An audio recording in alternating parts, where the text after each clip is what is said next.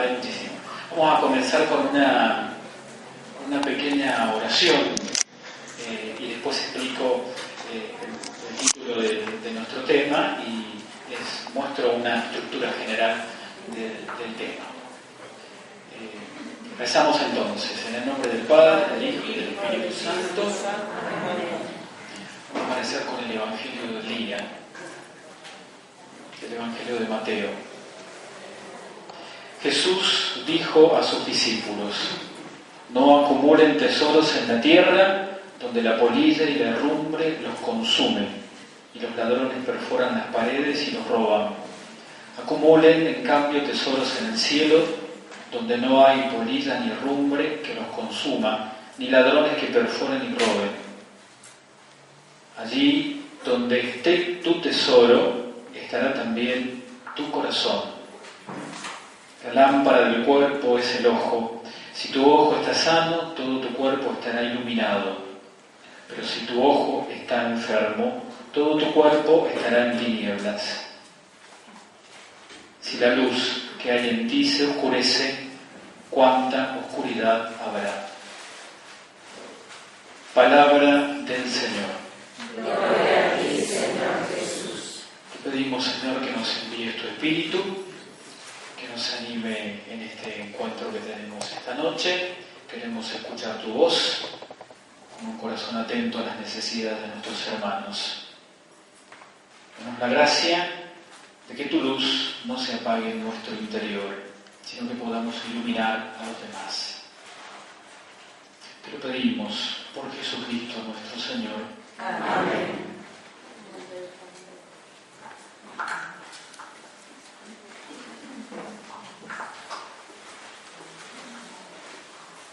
Bien, yo no sé si se notan bien las diapositivas, de todas maneras no hacen falta que las vayan siguiendo porque ustedes tienen el material en la mano, titulado allí Compromiso con el Mundo. La Iglesia en el Concilio Vaticano II es el primer tema.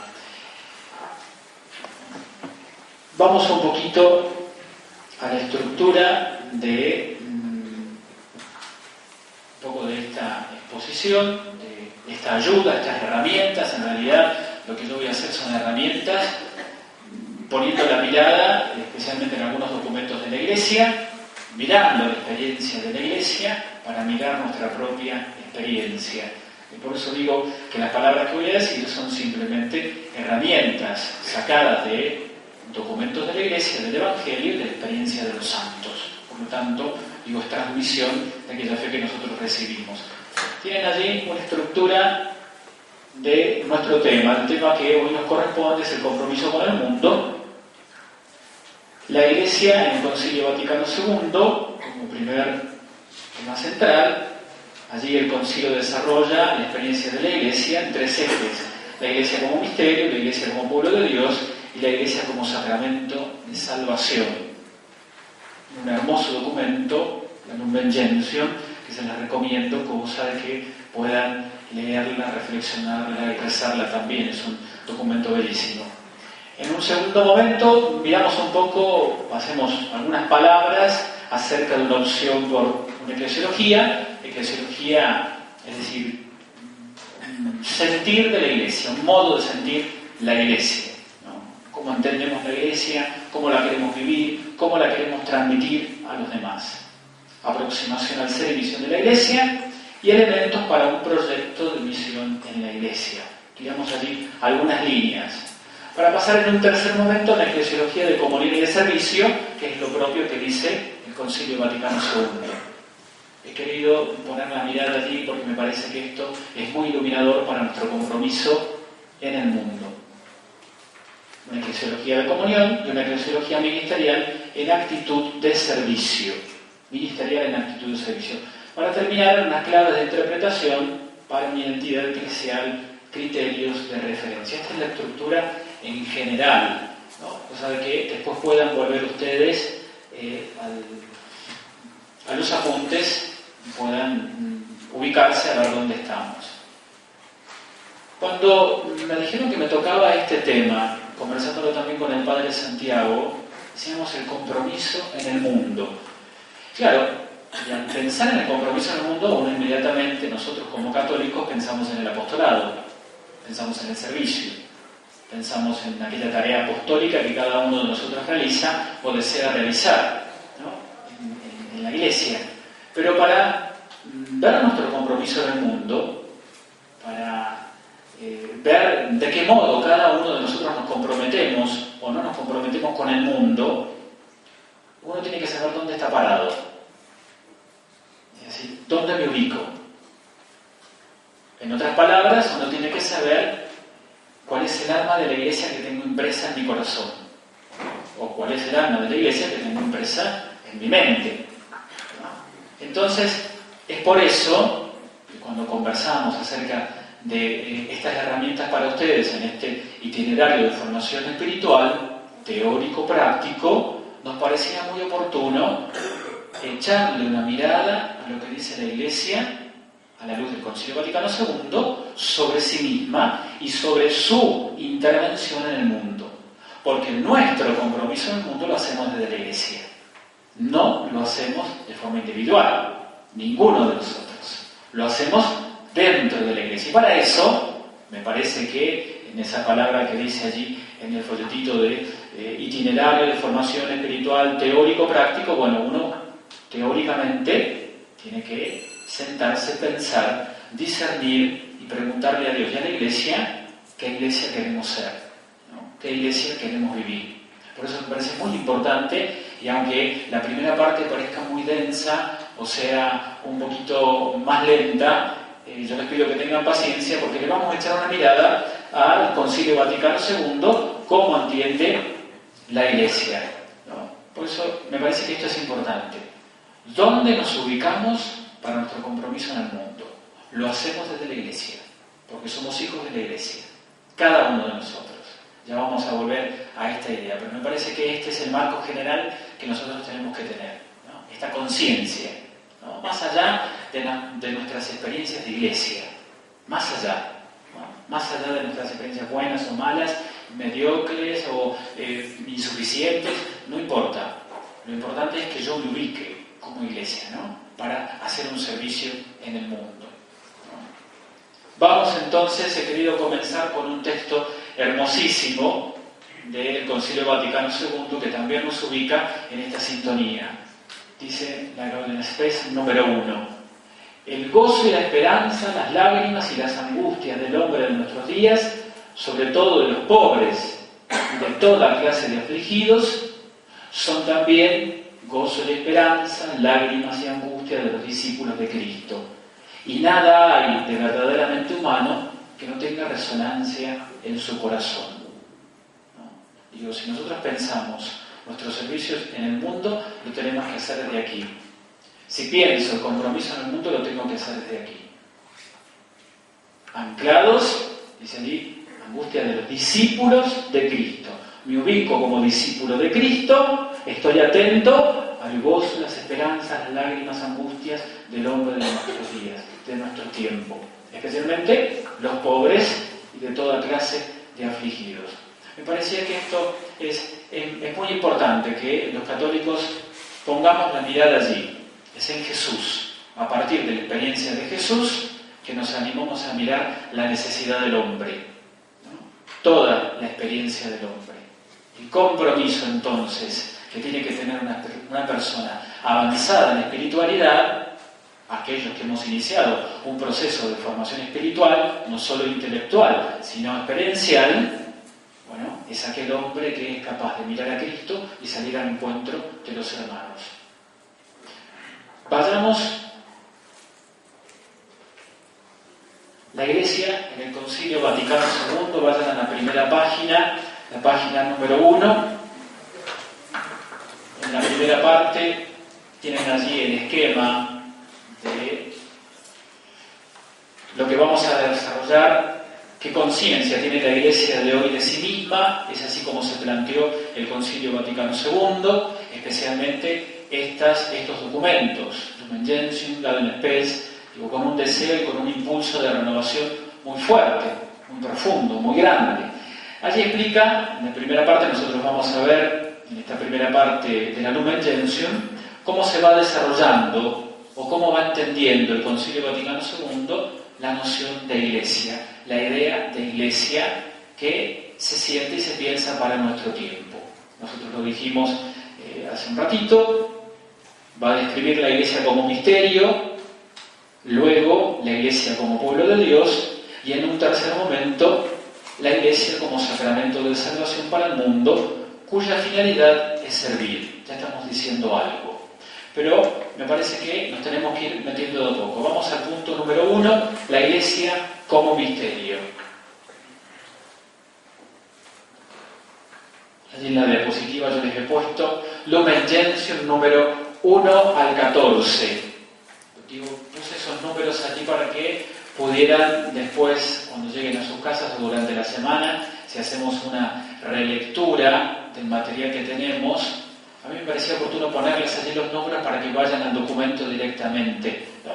Porque la explicación por allí puede ser muy pobre, o los apuntes, una síntesis, pero mejor es confrontarse con el documento explícitamente.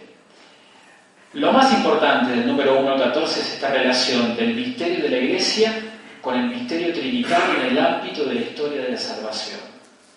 Es la voluntad del Padre querer acercarse al hombre, es la obra de Cristo realizada en medio de los hombres y después impulsada por la fuerza del Espíritu Santo.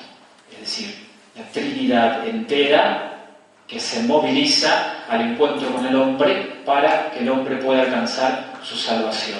Desde allí se puede entender la Iglesia, especialmente desde la persona de Jesús. Ya lo vamos a ver más adelante. Una de las cosas importantes que resalta estos puntos del 1 al 14, esta primera parte de la Constitución Lumen Gentium, es la dimensión cristológica de la Iglesia al presentarla como la obra del Hijo. Búsquenlo allí en el segundo párrafo de la página número 1, para que lo podamos seguir todos juntos y podamos aprovechar el documento. Es a la luz del misterio de Cristo como al entenderse el misterio de la Iglesia, pues Cristo, de quien procedemos, por quien vivimos y hacia quien caminamos. Hay un hermoso número, el número 3 ahí, de la Lumen Gentium. Luego, después allá en el número 5 del mismo capítulo, hace una relación, explica la relación que existe entre el reino de Dios y la Iglesia. La Iglesia es servidora, es aquella que lleva adelante, así como lo hizo Jesús, la propuesta del reino de Dios. ¿No? Tiene una hermosa explicitación allí y una hermosa fundamentación, especialmente en el número 5 y en el número 7. ¿No? Lo he puesto también allí en el último punto de la diapositiva. Se lo puse allí solito el número 5 porque es un texto que quiero leer aquí junto con ustedes. Ténganme un poquito de paciencia.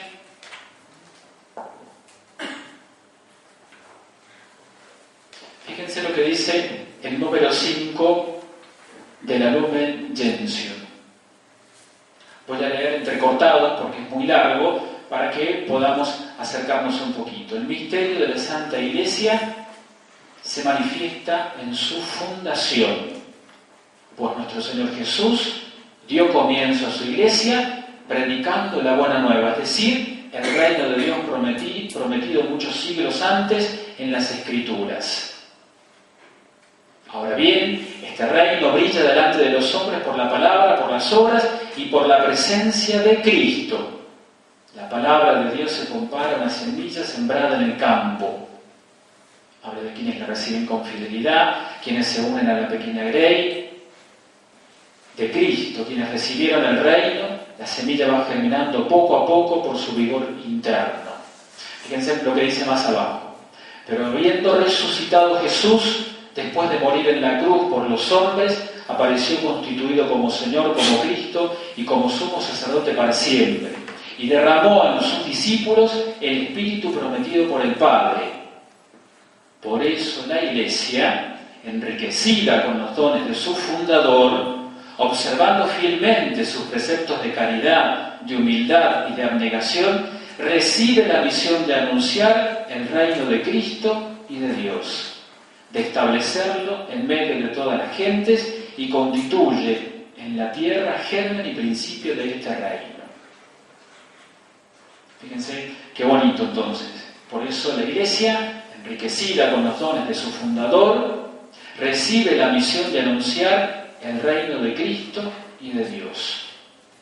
Esta es la noción que nosotros tenemos que ir entendiendo y acercándonos poco a poco y comprendiendo a la Iglesia como misterio. El misterio de la Iglesia se resuelve, se entiende, se comprende, se experimenta en el misterio de Jesús, en la propia vida de Jesús.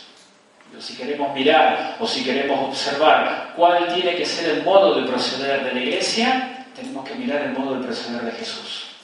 Porque es aquel que la funda y por el cual vivimos y existimos, como dice el concilio en este hermoso número 5 y 7, en estos números 1, 14 que aparecen aquí.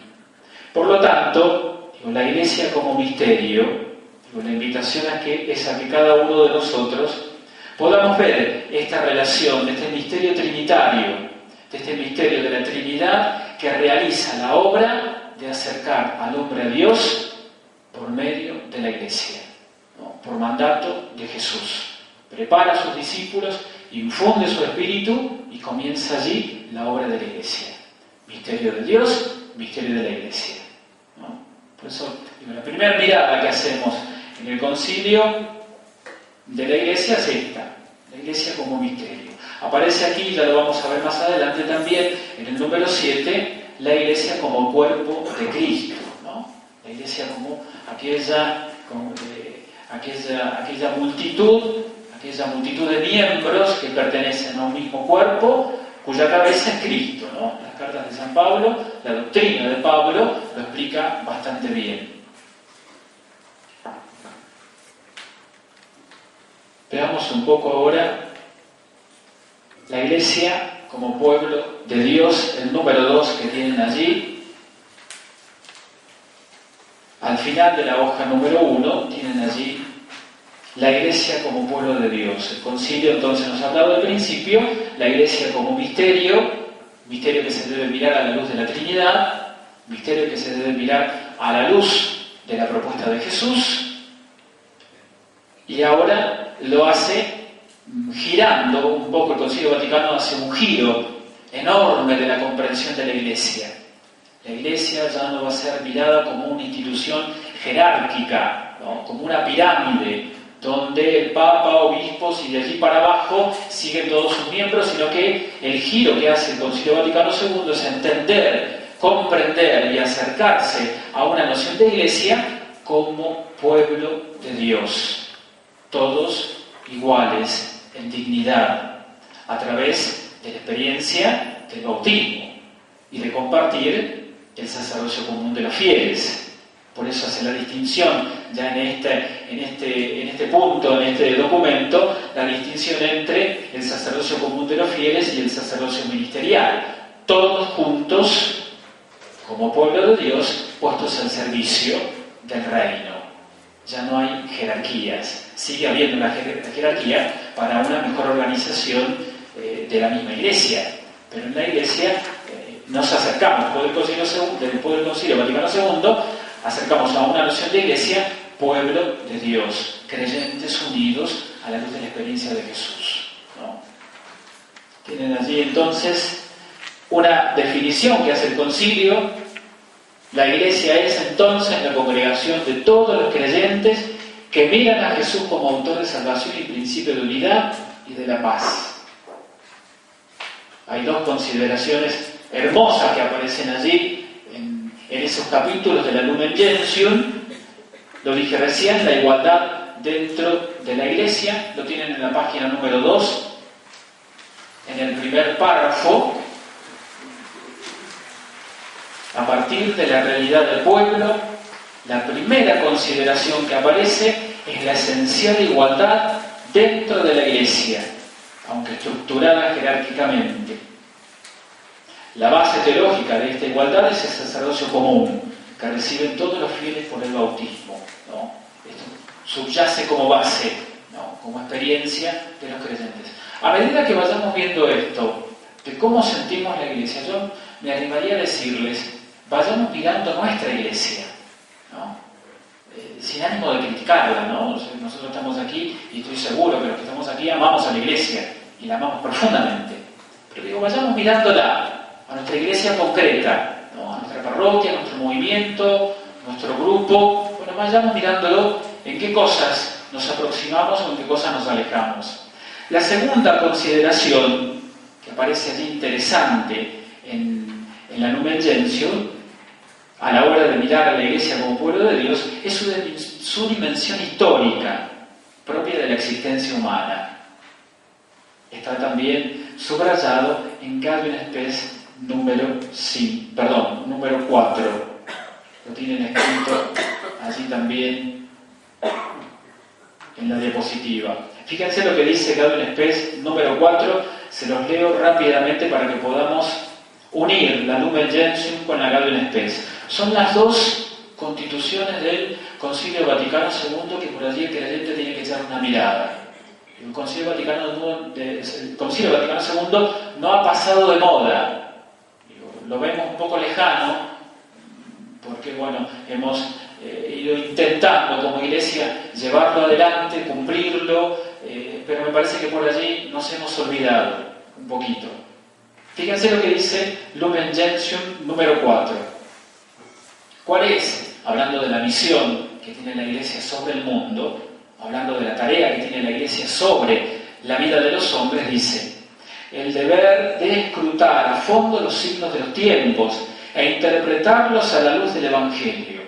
Sólo así podrá responder en la forma que cuadre a cada generación a los perennes interrogantes humanos sobre el sentido de la vida presente y futura y sobre la mutua relación entre una y otra. Es por consiguiente oportuno que se conozcan y entiendan el mundo en que vivimos y sus esperanzas, sus aspiraciones, su modo de ser frecuentemente dramático.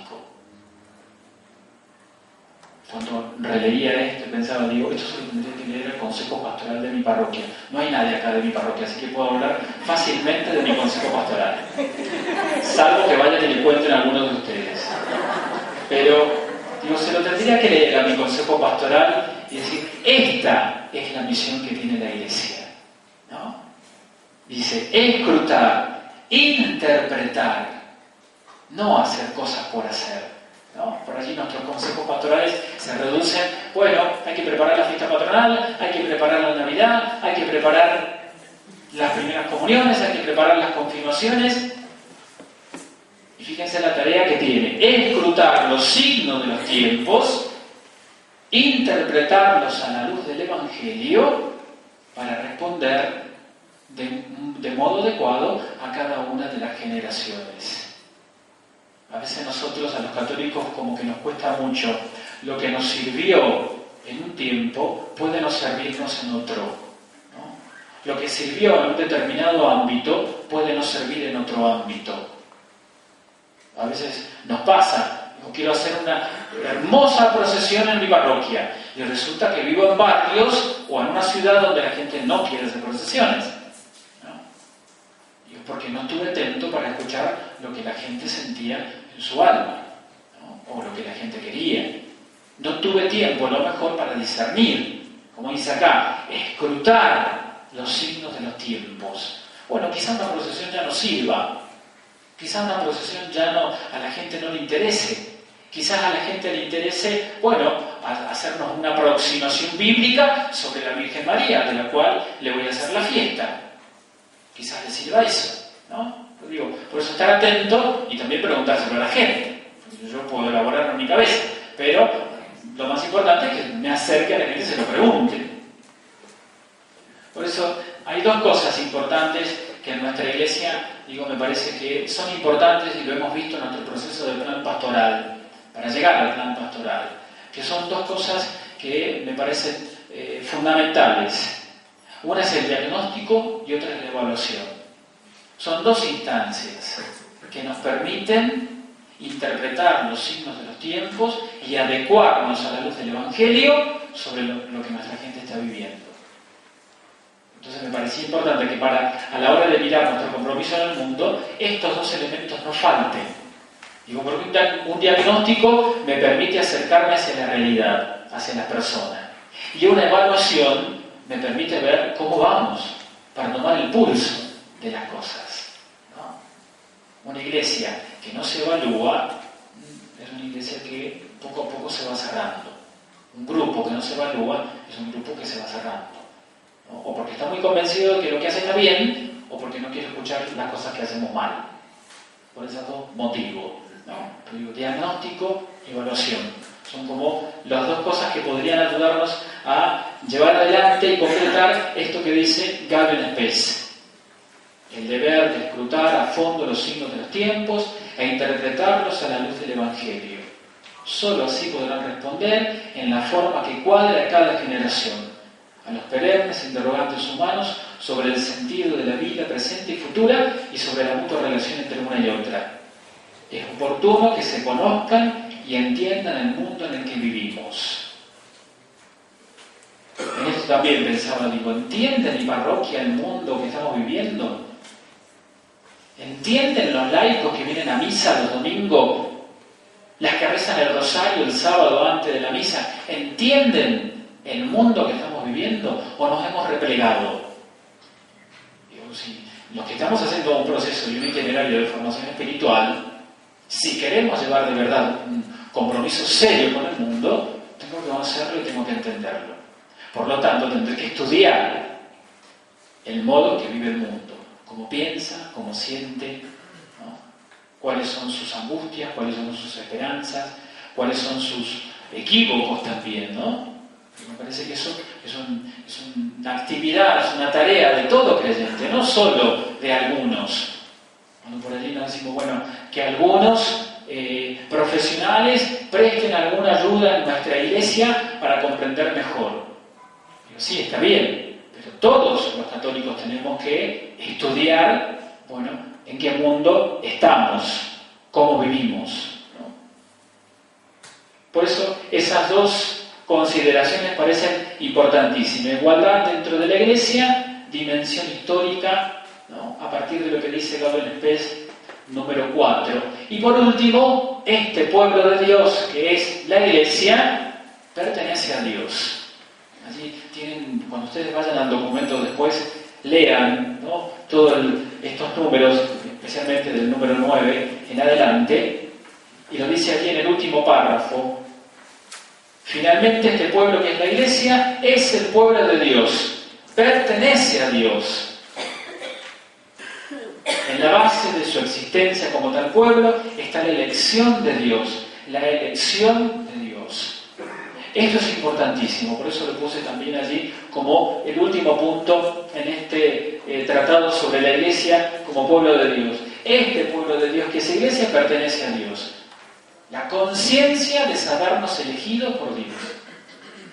Si no estamos juntos porque todos pensamos igual o todos nos queremos. Estamos juntos y somos pueblo de Dios, comunidad creyente, porque Él nos ha elegido. Esa es la conciencia que tenía el pueblo hebreo, ¿se acuerdan? Todo el Antiguo Testamento tiene uno lo sentido, yo lo sentí por ahí con una cierta envidia, ¿no? Siquiera nosotros tuviéramos esa conciencia como iglesia. Es decir, pertenezco a la iglesia, pertenezco a este pueblo de Dios, primeramente porque Él me ha elegido. Primeramente.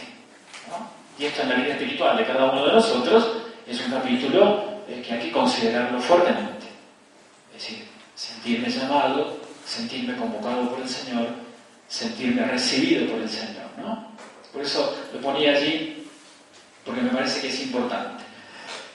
Pasemos al otro punto, la iglesia como sacramento de salvación, ¿no? También lo define allí claramente, leamos lo que dice la diapositiva, ustedes lo pueden leer en el primer párrafo del apunte donde tienen allí el título, la Iglesia Sacramento de Salvación. La Iglesia es en Cristo como un sacramento o señal e instrumento de la íntima unión con Dios y de la unidad de todo el género humano. Fíjense cómo lo define tan hermosamente. La Iglesia es en Cristo, nos sitúa. Nos paramos desde la experiencia de Cristo. nuestro principio y fundamento, nuestra experiencia fundante, como lo vimos acá con el Padre Marcelo. Nos paramos allí, desde Cristo, como un sacramento o señal e instrumento de la íntima unión con Dios y de la unidad de todo el género humano. Eso es la Iglesia, como un sacramento, como un signo, como una señal de instrumento de unidad entre Dios y los hombres. Eso hace la Iglesia en el mundo. Si a nosotros nos tuvieran que preguntar ¿para qué sirve la Iglesia? Y sirve para esto, para mostrar y ser signo y señal de unidad, de intimidad de Dios con los hombres. Más adelante lo va a desarrollar también hermosamente. Vamos al párrafo del medio. Esta parte se hace un poquito más densa, pero leámoslo porque es de una riqueza enorme. También citando al Lumen Gentium número 5. Dice, en el párrafo del medio, Cristo se presenta como el gran sacramento de salvación, como el lugar privilegiado del encuentro con Dios. A partir de aquí podemos entender la realidad sacramental de la Iglesia, como prolongación visible de Cristo en la tierra. Fíjense qué claridad. Como prolongación visible de Cristo en la tierra. Eso es la Iglesia. Es prolongación de Cristo en la tierra. ¿No? Sacramento de salvación. Con sus luces y sus sombras, ¿no? Con lo que tiene de pecado y con lo que tiene de gracia. ¿Quién es la Iglesia? Somos nosotros, los bautizados. Por eso digo, volvamos cada tanto a estos conceptos. Fíjense lo que dice allí el punto número 5. Y al ser la Iglesia visible, cuerpo mismo de Cristo, no es solo instrumento de salvación, sino también y por ello mismo, comunidad salvífica y de santificación. Número 5. Por ello mismo, comunidad salvífica y de santificación. Me he encontrado, estoy visitando ahora los grupos de catequesis familiar de mi parroquia. Son 6 del primer año y son 6 también del segundo año. Y visito todas las reuniones de los padres, no todas, pero me hago una agenda, me hago un esquema y voy visitando a cada uno de los padres. A mí me llama mucho la atención e intento, ¿no? con sencillez, sin enojarme, brindar un rostro de la Iglesia abierto, ¿no? Pero me llama mucho la atención cuando la gente me dice, mire, yo le rezo a Dios, le rezo en mi casa, no tengo ningún problema, no le hago mal a nadie, pero no voy a misa. No voy a la Iglesia. La Iglesia vista como institución, ¿no? Vista como edificio, ¿no? Vista como algunas personas nada más. Pero, me parece que los católicos tenemos que tener la creatividad de acercar, a esas personas que con mucha humildad lo transmiten, algunos lo transmiten con el deseo de acercarse, la gran mayoría, al menos así me ha pasado en la catequesis, que lo hacen con el deseo de acercarse a la Iglesia. Uno tendría que demostrarles esto. La Iglesia es sacramento de salvación, porque es una prolongación, es un signo de Cristo en medio de los hombres. Eso es la Iglesia, ¿no? Si no, miremos los sacramentos. ¿Qué son los sacramentos? Es el signo eficaz de la gracia en medio de los hombres, ¿no? El sacramento de la reconciliación, el sacramento de la Eucaristía, ¿no? Lo que celebramos domingo a domingo. Es la presencia de Cristo en medio de los hombres. A veces también a la gente se lo digo ayudar un poquito, por eso los católicos tendremos que ser muy creativos en esto. No limitar algunos sacramentos a algunas necesidades humanas, nada más. Bueno, tengo muchos pecados, he hecho mucho mal, entonces no voy a confesar. No es importante los pecados. Recibo la gracia de Dios, que eso es más importante. Y que me une íntimamente con Dios. Esa es la importancia del sacramento de la reconciliación. No los traumas, o los pecados, o los dolores en ese momento. El sacerdote podrá, en otro momento, ayudar a la persona, acompañarlo, ¿no? Porque es tarea del sacerdote a través del sacramento de la reconciliación o de la dirección espiritual. Volvamos al párrafo final del documento del material que ustedes tienen allí. Casi al final del penúltimo párrafo dice: la acción salvífica de Dios entre los hombres es el objetivo y la misión de la Iglesia. La iglesia es la presencia visible de la acción redentora de Dios. Fíjense, la iglesia es presencia visible de la acción redentora de Dios. Miremos nuestros grupos, nuestras comunidades. ¿Qué son? Y es la presencia visible de la acción redentora de Dios. La tarea de la iglesia es acercar al hombre a la redención, ¿no?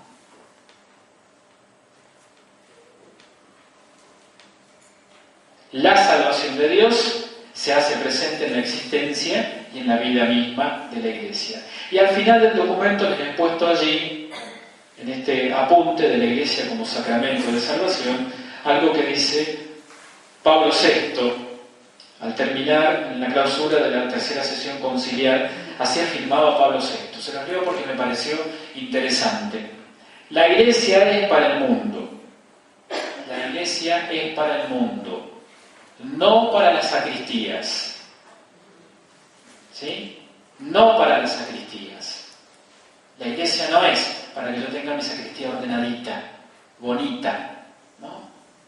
En una iglesia del mundo, no voy a decir de cuál, me pasó una vez que dije, bueno, en un grupo que no era misionero, en ese parque hay grupos misioneros, pero dije, bueno, vamos a salir todos a misionar. Y algunos grupos me pusieron el grito en el cielo, como diciendo, no, esa no es tarea nuestra, la tarea nuestra es poner los floreros y los manteles. No, la tarea de la iglesia es el mundo, ¿no? Está bien, cada uno respetando su carisma, y eso también hay que hacerlo. La tarea del sacerdote o del responsable del grupo es respetar el carisma de las personas. Pero no tenemos que olvidarnos nunca que la misión de la iglesia es el mundo. La misión de la iglesia es el hombre del mundo y el hombre pecador. No para juntarlos y que seamos muchos, ¿no? Sino justamente el mundo. La iglesia no ambiciona otro poder terreno que el que la capacita para servir y amar. Con esto, algunas añoranzas que se nos pueden mezclar o que podemos tener por allí, ¿no?, mezcladas en nuestro modo de sentir la iglesia. A veces se nos ha ido colando a nosotros una experiencia de iglesia triunfalista de la Edad Media, ¿no? Una experiencia de iglesia que tenía su cierto poder en el mundo. No, la iglesia no tiene que tener ningún poder en el mundo. Lo único que tiene que tener en el mundo, según Pablo VI, es servir y amar. Con todo esto, lo que se quiere indicar es que para la iglesia, ser equivale a servir. Su naturaleza es la misión. Toda esta riqueza doctrinal se vuelca en una única dirección: servir al hombre. Y por eso, reflexionar, rezar, discernir, estudiar sobre el modo en que el Concilio Vaticano entiende la Iglesia y cómo queremos vivirla nosotros, tiene una única finalidad: servir y amar, ¿no? Según Pablo VI. Al hombre en todas sus condiciones, en todas sus posibilidades, en todas sus necesidades, la Iglesia se declara servidora de la humanidad. Así termina Pablo VI en su discurso de clausura. La Iglesia se declara servidora de la humanidad. Y en esto, perdónenme, dejemos un poquito el apunte, les leo rápidamente lo que dice el número 370 de Aparecida. Es un hermoso documento también que tendríamos que echar una mirada para ver el sentir de la Iglesia. Fíjense lo que dice, hablando justamente de la conversión pastoral y de la renovación misionera en las comunidades.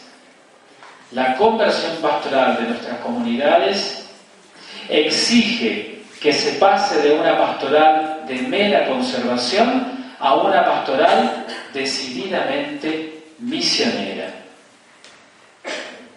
Exige, dice el documento, los obispos en Brasil, obispos latinoamericanos, que se pase de una pastoral de mera conservación a una pastoral decididamente misionera. Digo, esto se nos tendría que grabar en la cabeza y en el alma, ¿no? para revisar nuestros propios grupos.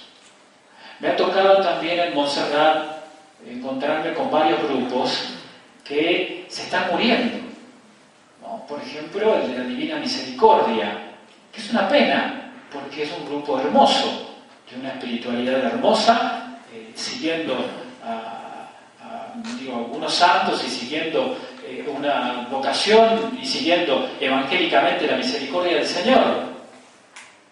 Pero me da la sensación, se lo he dicho, por eso lo comento acá, de que a veces en los grupos estamos para conservar, ¿no? Y seguimos conservando, guardando, y digo, la actitud misionera lo tiene que hacer el párroco, porque a veces me tiran el fardo así. Padre, usted tiene que invitar en la misa. Digo, sí, está bien, lo puedo hacer y con mucho gusto lo voy a hacer de mil amores.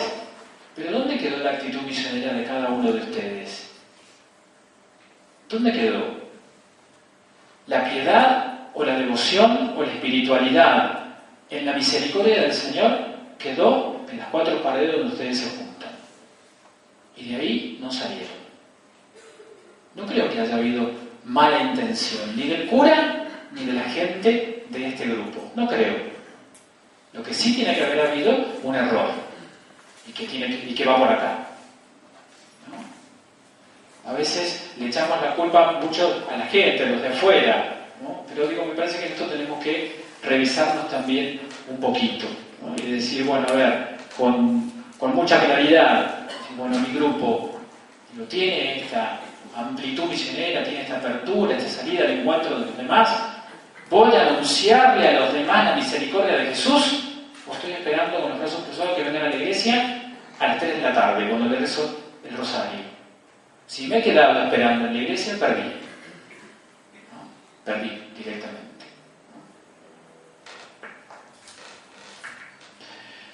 Dejamos un poquito el Concilio Vaticano II.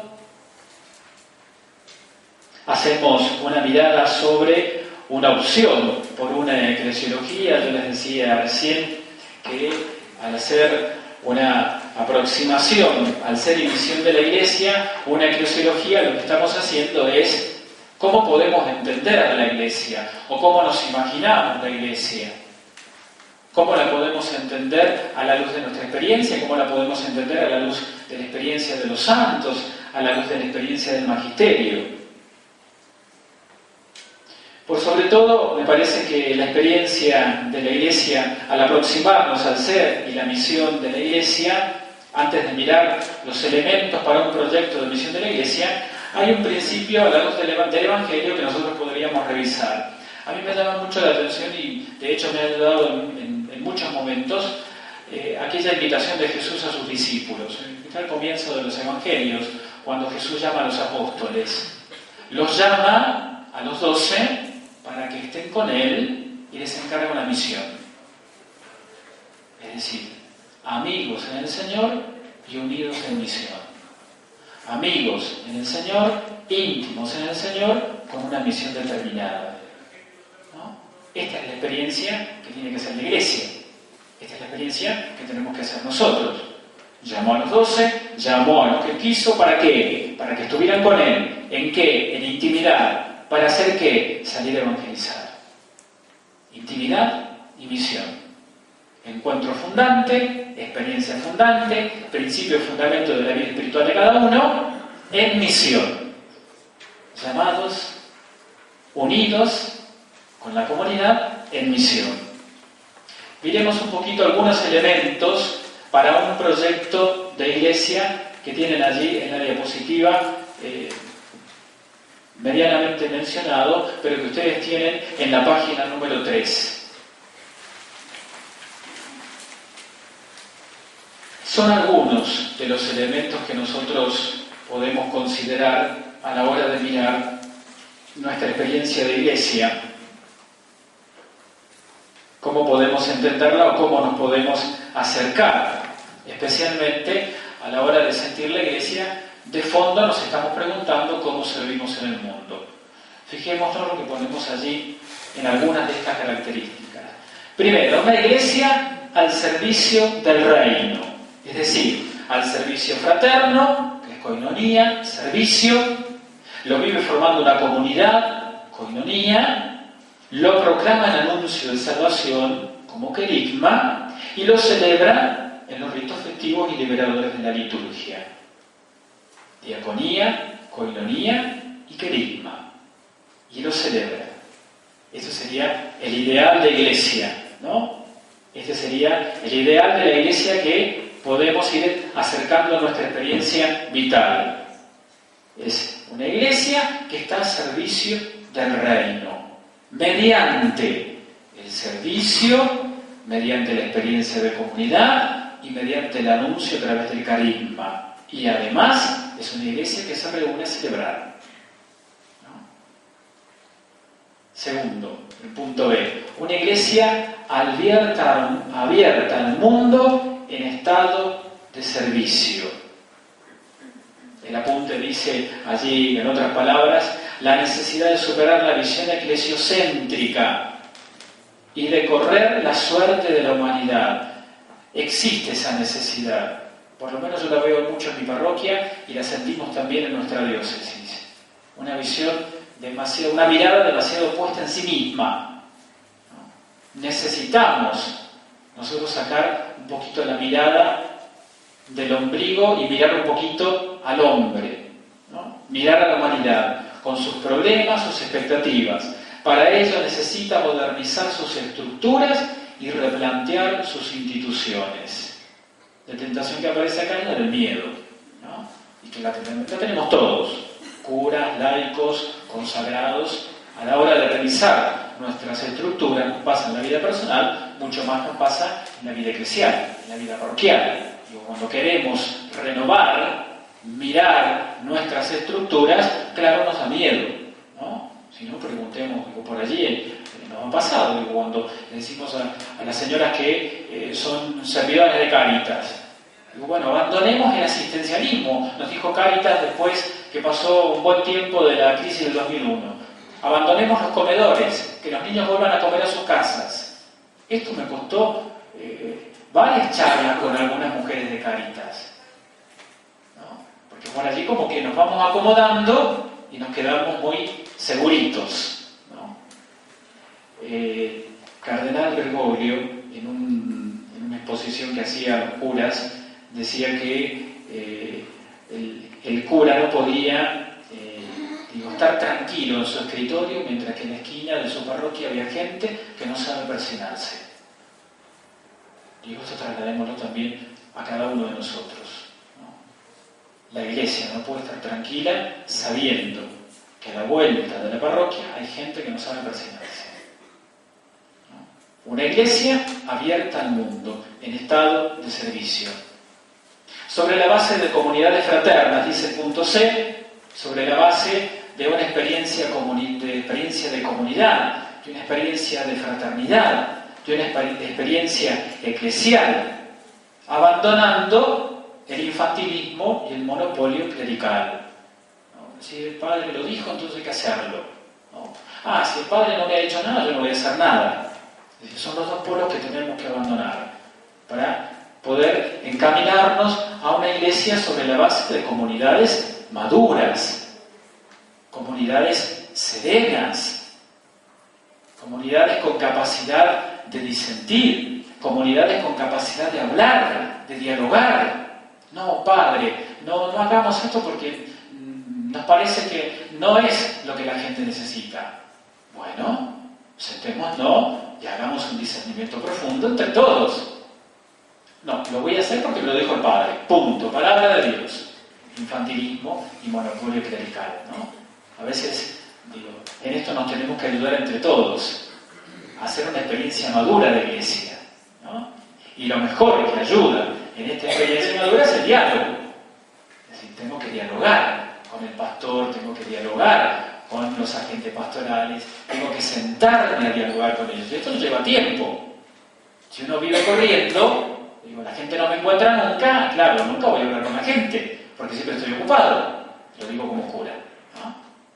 Como laico también lo tendremos que pensar. Bueno, si yo no he dispuesto una conversación seria con el párroco, bueno, ¿qué diálogo puedo llevar adelante, ¿no? Para justamente vivir la experiencia de una comunidad verdadera. Otro punto, con un pluralismo interno, una promoción y reconocimiento de los ministerios y carismas.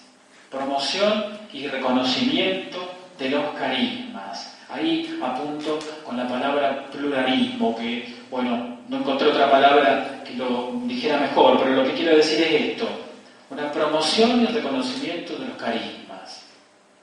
Es decir, tanto el agente de pastoral como el párroco tienen el serio deber de conciencia de no imponer tareas. No puedo pedir a un señor, bueno, usted dedíquese a la pastoral social en mi parroquia porque lo necesito y porque tendré que primero hacer un discernimiento si tiene ese carisma. Y la gente tiene que hacer también los agentes de pastoral tienen que hacer ese discernimiento. Si quiero prestar un buen servicio, si no estoy incómodo, ¿no? Y estoy sirviendo a medias. Sirvo, pero le sirvo al párroco. Cuando se vaya ese párroco me voy. Entonces viene el otro párroco y hago otra cosa. Sirvo a la iglesia. ¿No?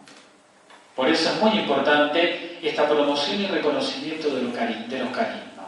Bueno, me voy a sentar con tal persona y le voy a preguntar: ¿usted se siente cómodo con esto? ¿Siente que está haciendo bien en la iglesia? ¿Siente que usted está creciendo espiritualmente? ¿Siente que esto es su lugar en el mundo y en la iglesia? Si me dice que sí, bendito sea Dios, porque sé que lo va a hacer bien. Si me dice, mire, yo lo hago porque me lo pidió el párroco anterior y no sé cómo salirme de esto, hay que cambiarlo urgente, ¿no? Suele pasar. Por último, una actitud profética ante la sociedad. Todo este esquema de la A hasta el punto E que aparecen allí, lo tenemos que mirar en torno al mundo, desde la iglesia, dentro de la iglesia, como iglesia hacia el mundo. Y este último punto me parece esclarecedor. Una iglesia en solidaridad con el mundo de los pobres y con una opción de compromiso por la liberación integral de los hombres. Es la vocación profética que cada uno de los bautizados tenemos. Es el anuncio y la denuncia. Anuncio de la buena nueva y denuncia de aquello que deshumaniza, de aquello que no ayuda a crecer o no ayuda a ser feliz a las personas. Necesitamos una iglesia profética. No solo de obispos y de curas que hablen desde el púlpito, sino de agentes pastorales que se animen, ¿no? Todos que nos animemos, pastores, sacerdotes, consagrados y laicos, ¿no? Esa actitud profética, esa vocación profética, me parece que hay que echarle una mirada.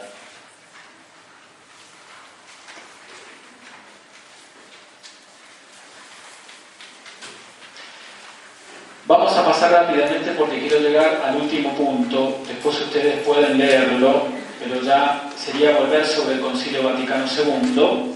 Allí en la página número 4, una eclesiología de comunión y de servicio. Son las dos palabras más fuertes del Concilio Vaticano II acerca de la Iglesia. Comunión y servicio. Miremos nuestra parroquia, miremos nuestro grupo, miremos nuestras comunidades. Comunión y servicio.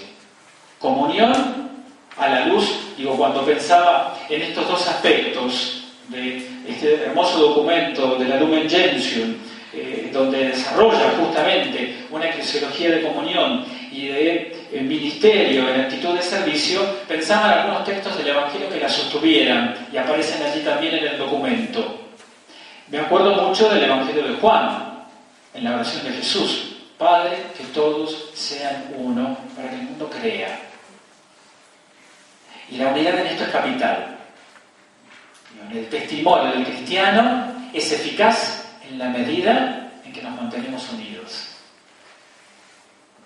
No podemos anunciar, evangelizar, misionar si entre nosotros estamos divididos, si entre nosotros estamos peleados, si entre nosotros mantenemos rencor.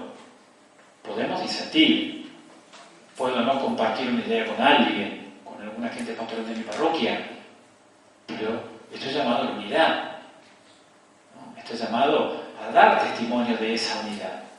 Si no, borramos con el codo lo que escribimos. Yo doy catequesis, pero en realidad estoy re peleado con aquel otro.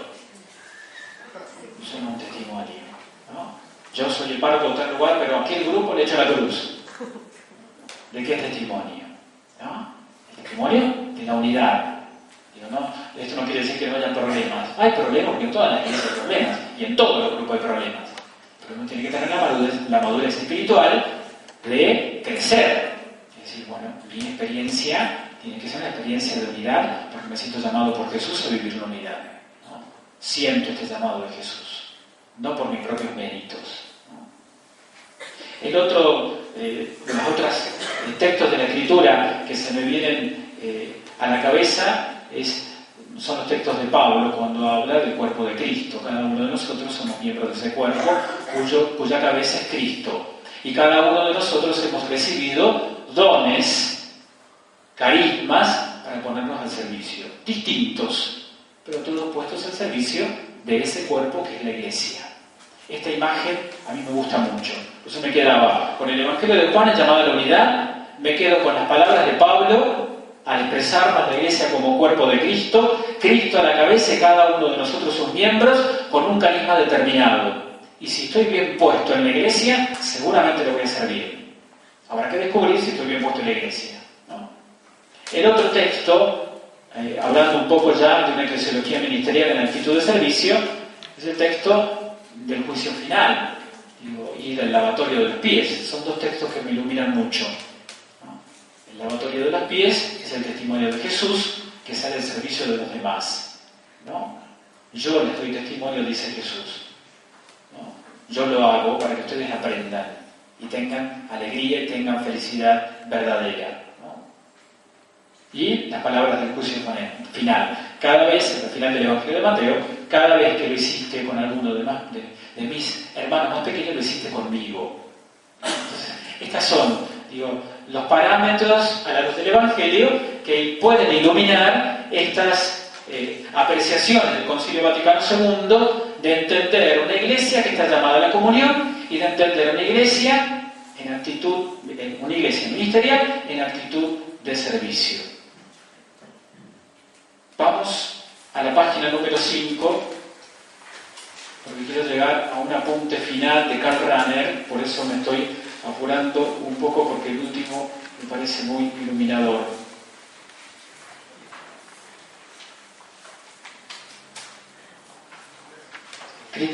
Algunos criterios de referencia en la interpretación para una identidad eclesial, ¿no? Y si uno se tuviera que preguntar qué criterios puedo tener yo en mi vida espiritual, qué criterios en mi vida espiritual tengo que conservar, tengo que cultivar para poder llevar adelante un buen compromiso en el mundo desde mi experiencia de iglesia, desde mi experiencia de fe.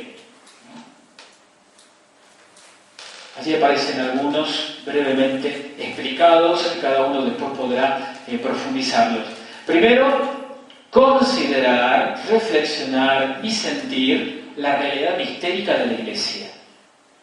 El misterio de la Iglesia, ¿no? Acercarnos a la Iglesia como una institución, muchas veces muy manchada, sino como justamente lo presentan los documentos y los que acabamos de ver, como el misterio justamente de la Trinidad, el misterio de la revelación de Dios hacia los hombres, el Padre, con ese designio amoroso y salvífico de querer salvar al hombre, como Cristo que se entrega, Jesús que se encarna para levantar y redimir al hombre, y por la fuerza del Espíritu Santo que congrega, que consuela, que reconforta, que recrea, que reaviva.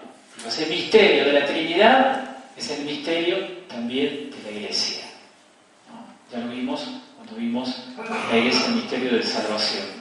Entonces, me parece que uno de los criterios para nuestra actividad en el mundo, para nuestro compromiso en el mundo, es entender a la Iglesia como un misterio, la dimensión mistérica de la Iglesia.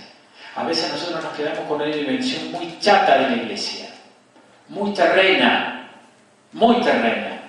embarullados en los problemas humanos, perdemos esta dimensión mistérica de la Iglesia. Es el designio de Dios. Jesús la fundó, el Espíritu la asiste, el Espíritu la guía, no es poca cosa. Por eso digo, situarse bien. Es la iglesia que es misterio. Y en esta iglesia yo estoy comprometido con el mundo. Segundo, la necesaria armonización de los contrarios, la experiencia de salir al encuentro del mundo, un mundo también pluralista, un mundo también dividido, un mundo también que nos presenta millones de cosas totalmente diversas a la experiencia de la propuesta de Jesús. Aprender como iglesia a encontrarnos con ese pluralismo que ofrece el mundo y que incluso dentro de la iglesia también podemos vivirlo, ¿no? Después lean ustedes allí el apunte. Yo en esto me quedaba, en esto de la necesaria armonización de los contrarios, es la experiencia del pecado y de la gracia dentro del mismo hombre, ¿no? Dentro del mismo creyente. Una actitud de diálogo. Y en esto yo les recomiendo que lean Ecclesiam Suam de Pablo VI. Es una bellísima encíclica que también, no quiero exagerar, pero me parece que todo consejo pastoral o todo movimiento en la iglesia, si quiere hacer bien algunas cosas, tiene que leer esta encíclica. Ecclesiam Suam de Pablo VI. Es una hermosa encíclica donde da criterios en un momento de la iglesia donde después del concilio tiene la ardua tarea de dialogar con el mundo. El Papa Pablo VI expone criterios hermosísimos de cómo llevar adelante ese diálogo. Dice aquí el párrafo: una actitud de diálogo que no significa una claudicación o acomodación, sino que exige unos interlocutores con una identidad bien definida, dispuestos a la confrontación dialogal. Y acá aparece la palabra confrontación, ¿no? Confrontación. Parece que a veces me da a entender que en la iglesia le tenemos miedo a la confrontación, ¿no? Y me parece que es un elemento muy válido a la hora de discernir, ¿no? A veces, una vez me tocó compartir unas reflexiones así a un grupo de curas en unos retiros mensuales que nosotros hacemos, y esto a modo de comentario, ¿no? Y con mucha humildad le decía: ¿cómo nos cuesta a los curas confrontar? ¿No? Una barbaridad. Nos cuesta mucho a los consagrados confrontar, que alguien nos confronte, ¿no? A veces me pasa también con algunos miembros, agentes pastorales de la parroquia, ¿no? Hay enseguida como una defensa: me está atacando, ¿no? Hay que vencer esa tentación. Es una tentación que nos llega a todos, ¿no? D. Una capacidad de discernimiento. Y esto me parece que es fundamental. Digo, una de las cosas que a mí me parece fundamental en la vida espiritual y en el crecimiento de la vida espiritual: la capacidad de discernir. Una persona que no discierne es una persona estática, una persona quieta, es una persona un creyente que no se pregunta sobre lo que Dios quiere, en definitiva. Discierno para tomar una decisión. O sea, no discierno solo por el gusto de discernir. San Ignacio, cuando habla de discernimiento, lo hace para la misión. O sea, discierno para tomar una decisión concreta, ¿no? Una elección concreta. Discierno para elegir, ¿no? Y en esto, de hecho, a los jesuitas en la fundación de la Compañía de Jesús no les insiste tanto con que recen. Los jesuitas no rezan, al menos lo poco que conozco, rezan poco, pero sí tienen, y movidos por el impulso de su padre fundador, aquel imperativo. De hecho, en los primeros pasos de la Compañía de Jesús, los jesuitas tenían que hacer un examen de discernimiento en la mañana, al mediodía y en la noche, ¿no? O la pausa diaria que hacen los jesuitas. Digo, ¿por qué? Porque a San Ignacio le interesaba que en una actitud orante el jesuita discerniera cuál es la voluntad de Dios en el contexto que le toca vivir. Para eso discierno la voluntad de Dios, lo que Dios quiere en el entorno que me toca vivir. Por eso es importante el discernimiento. Por eso me parece que una iglesia abierta al mundo y en servicio al mundo y comprometida con el mundo, es una iglesia que tiene que tener esta capacidad. Capacidad de discernir, revisar y mirar, escrutar lo que Dios me pide. También en nuestras parroquias, uno podría preguntarlo en una reunión, yo creo que lo comenté, y decíamos, bueno, a ver, ¿esto lo quiere Dios o lo queremos nosotros? El comedor que lleva Cáritas, ¿lo quiere Dios o lo quiere el grupo de las 5 mujeres que tienen un montón de fuerza? El esquema de la catequesis de confirmación, ¿lo quiere Dios? ¿Es voluntad de Dios? Y habría que preguntárselo a los catequistas, ¿no? Y tendríamos que generar el espacio para hacer ese discernimiento. Punto E. El sentido de la Iglesia. Allí menciona Evangelio Nunzante número 60. Evangelizar no es para nadie un acto individual y aislado, sino profundamente eclesial. Y ningún evangelizador es dueño de su acción evangelizadora. Ninguno. Sino en comunión con la Iglesia, dice Evangelio Nunzante número 60. Al querer hacer una interpretación viva del Evangelio, nos es indispensable un grupo de referencia. Esta confrontación con la comunidad eclesial es una necesidad vital para el creyente a fin de evitar la lectura personal del Evangelio a su medida y llegar a encontrarse con el Evangelio. Es lo que decíamos recién. El sentido de la Iglesia. Evangelizo, mi compromiso con el mundo es desde un cuerpo, la conciencia de cuerpo. Esto que está claramente en Pablo. No puedo sentirme un francotirador. Tenemos algunas tentaciones que en el encuentro que hicimos en Santa Rosa, de estos retiros zonales, hablábamos de una de estas tentaciones en el apostolado y es el mesianismo. Es decir, yo soy el salvador de mi grupo. Si yo no estoy, no se puede hacer nada. O los demás no saben hacer lo que yo estoy haciendo. Es la tentación del mesianismo. Creerme que yo soy más importante que Dios y la obra que estoy realizando, Dios me tiene que ayudar en mi obra, no en la obra de Dios. Es mi obra. ¿No? Por eso es muy importante echar luz allí desde el discernimiento. La obra que llevo adelante, la tarea que llevo adelante no es mía, es de la Iglesia, es de Dios, es el reino de Dios, no mío. ¿No? En eso de sentir con la Iglesia, a mí me parece también que sentir el profundo amor a la Iglesia, ¿no? Sentirnos como hijos dentro de la Iglesia. Un grave error o un grave defecto, no diría pecado, pero sí un grave defecto y triste defecto de alguien que evangeliza, de alguien que sale en compromiso con el mundo, es no sentir este amor por la Iglesia. Yo se lo decía recién. Más allá de nuestras experiencias, buenas o malas que hayamos tenido en la Iglesia, estamos llamados cada uno de nosotros a amar a la Iglesia. Por último, la continuidad como finalidad dinámica, fidelidad dinámica. Es decir, nuestra fidelidad en la Iglesia es fidelidad a la tradición, fidelidad a aquellos que antiguamente o aquellos primeros que se animaron a anunciar la buena noticia de Jesús.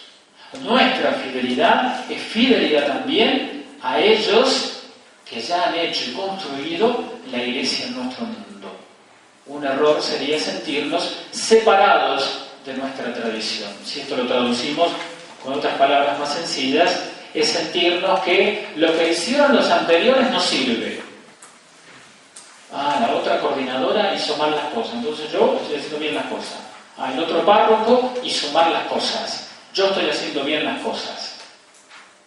Mi fidelidad, la fidelidad de cada creyente dentro de la Iglesia, tiene que tener este rostro.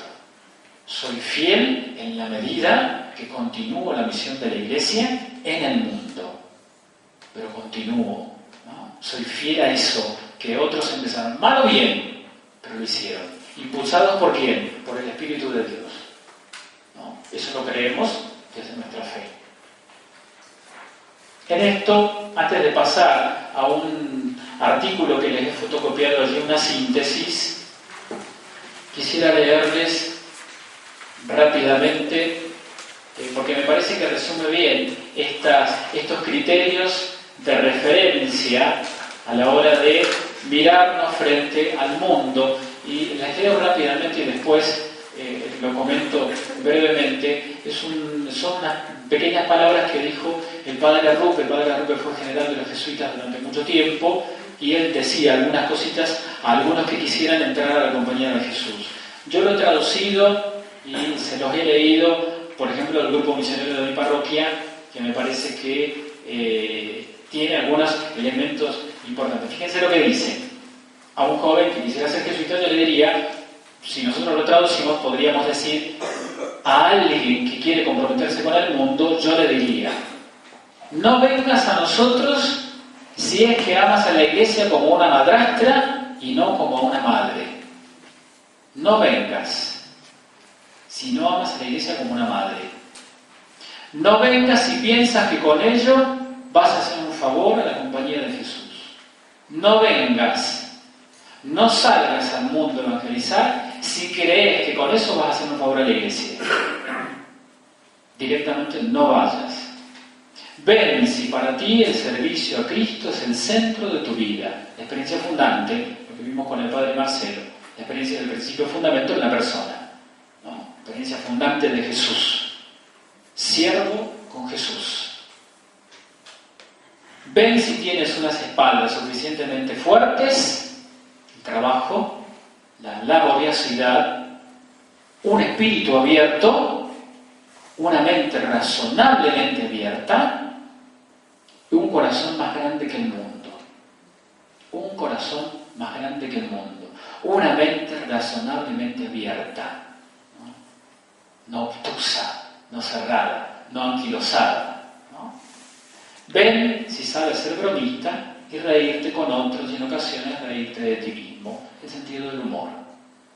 Porque no estamos llamados ninguno de nosotros a servir en una iglesia amargada, sino alegre, ¿no? Entonces cuando pensaba en estas claves de criterios de referencia, claves de cómo nosotros podemos mirarnos frente a la misión en el mundo, se me venía al corazón esto que ya había leído, ¿no? Amar a la iglesia como una madre, sentirme elegido dentro de la iglesia, sentirme llamado, sentirme convocado. No le estoy haciendo un favor a la iglesia. Si creo que le estoy haciendo un favor a la iglesia, estoy equivocado. Si creo que le estoy haciendo un favor a mi diócesis, estoy equivocado. Que le estoy haciendo un favor a mi parroquia, porque sin mi presencia no van a poder. Mentira.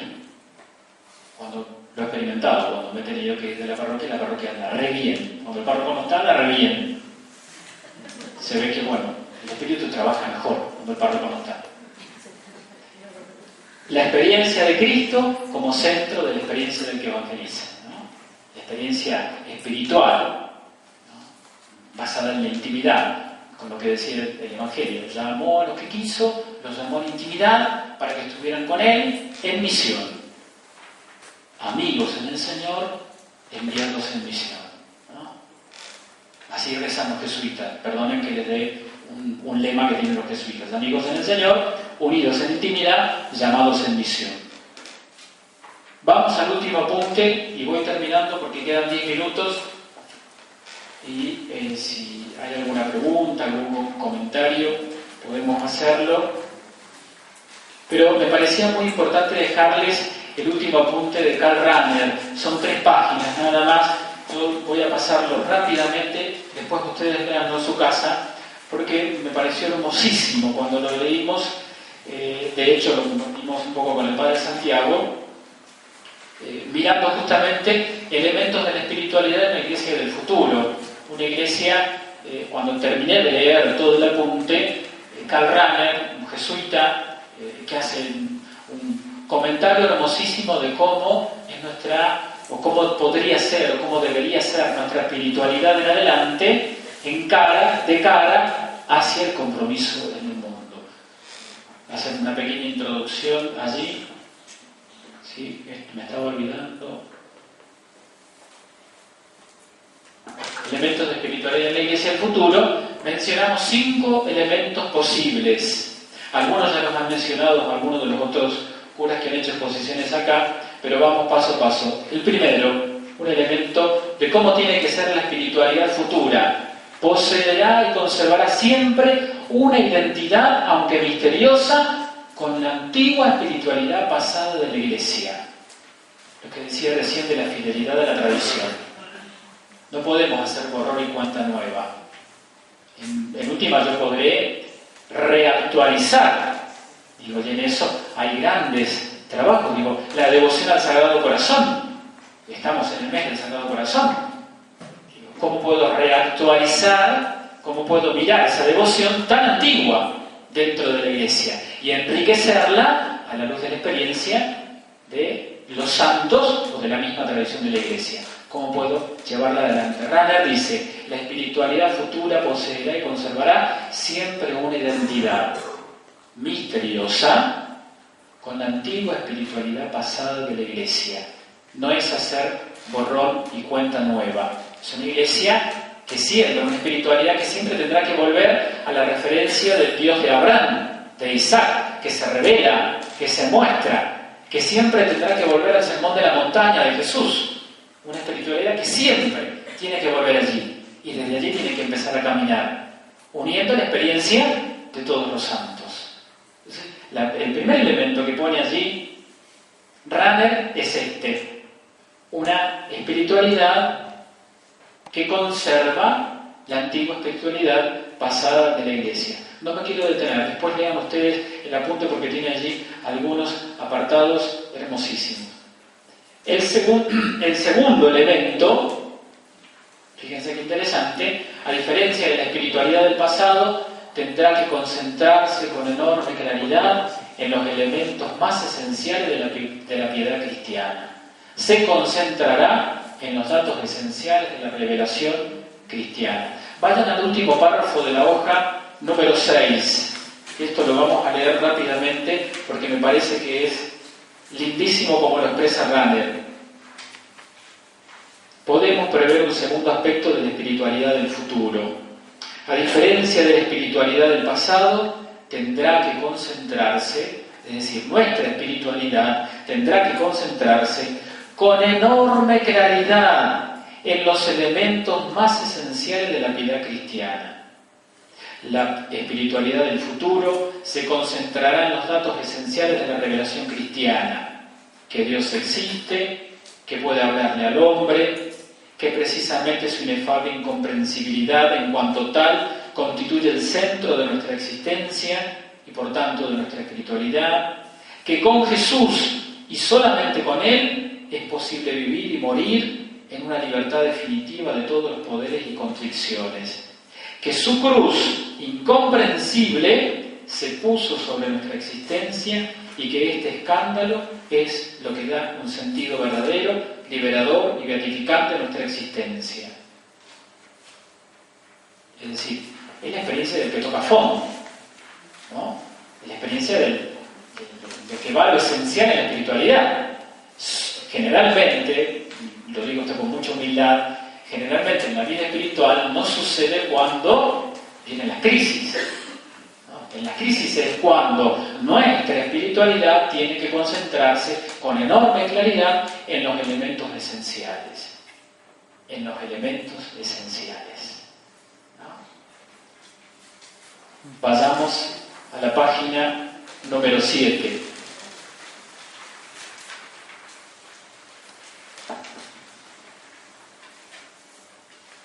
Tercero, la espiritualidad del futuro no estará ya sostenida socialmente, o lo estará mucho menos. En esto recordamos también algunas palabras del padre Marcelo que decía lo mismo, por un ambiente cristiano homogéneo.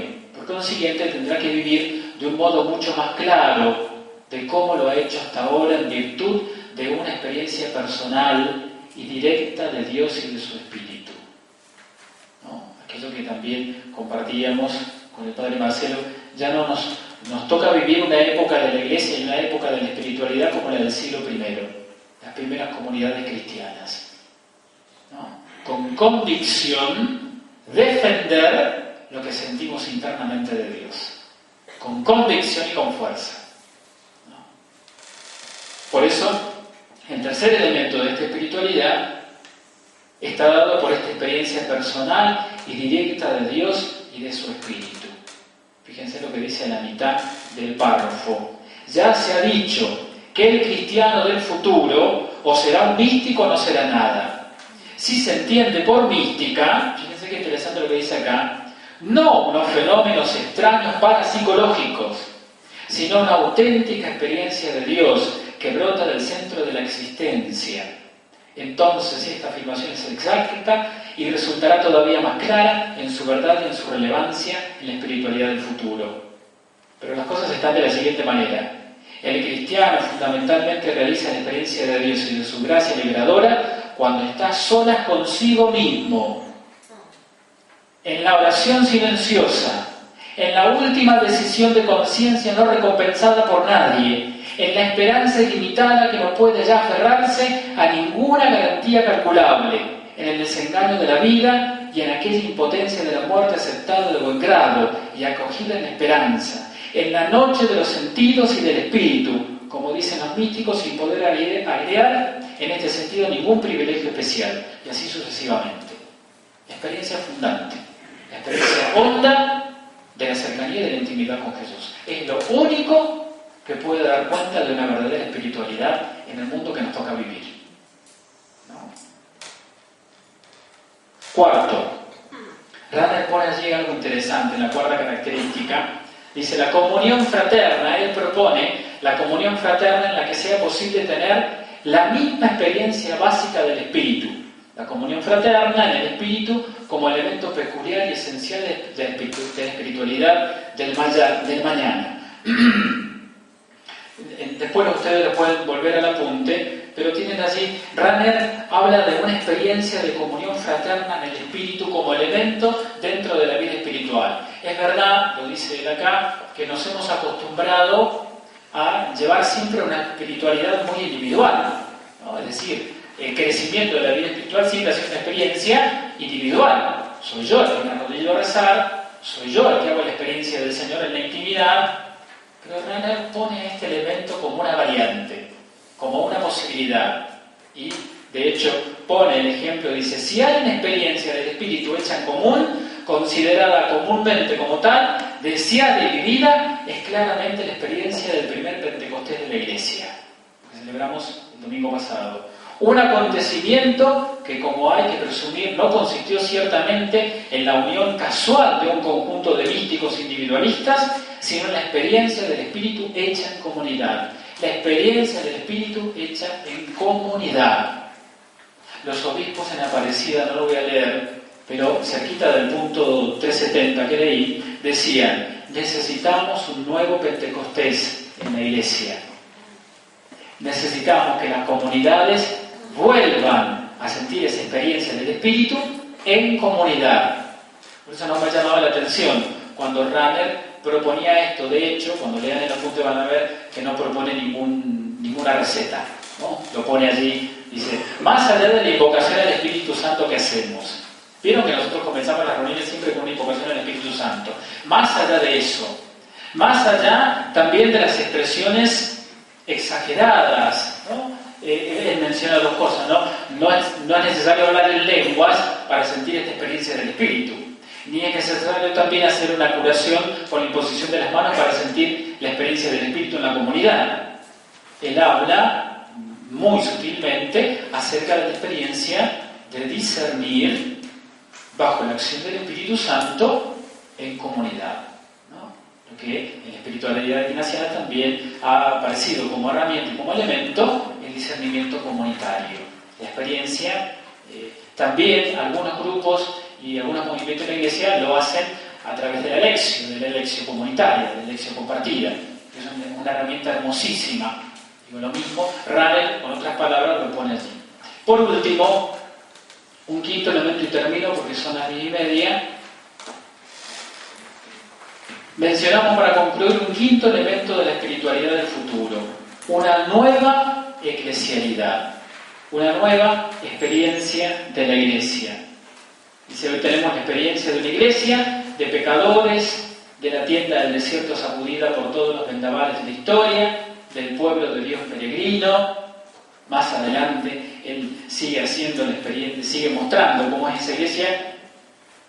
Tenemos la experiencia de una iglesia de tensiones y de discordias interiores, y nos encontramos dentro de ella bajo el peso tanto de los repliegues reaccionarios de la institución como de los fáciles modernismos que amenazan con dilapidar el sagrado patrimonio de la fe, ¿no? Si nos encontramos con una iglesia a veces muy replegada, con mucho miedo a salir, con mucho miedo a renovarse, o con una iglesia demasiado renovada, que llaman por el Concilio Vaticano V, ¿no? Es decir, esa es la iglesia que vivimos. Nosotros estamos llamados a vivir una espiritualidad que hable de una sana eclesialidad. Y aquí él pone como elemento la paciencia en la iglesia, en su figura de siervas también para el futuro, un camino indispensable para llegar a la libertad de Dios. Es decir, la paciencia, la prudente paciencia en la iglesia, ¿no? Que soporta la pobreza del espíritu, que soporta la pobreza del espíritu de sus hijos. Con esto termino. Esto ha sido un poco la mirada tanto del Concilio Vaticano II, la mirada de cómo la Iglesia entiende la Iglesia. Tiene documentos riquísimos que podemos volver a ellos para que cada uno revise su compromiso en el mundo, ¿no? Y me quedaba con estos elementos tanto del padre Ruppelt como de Rahner, ¿no? Esta experiencia fundante, liberadora, esta experiencia madura, impulsada por el Espíritu, que sale al encuentro de los hombres, al compromiso, ¿no? Bueno, espero que haya servido. Muchas gracias.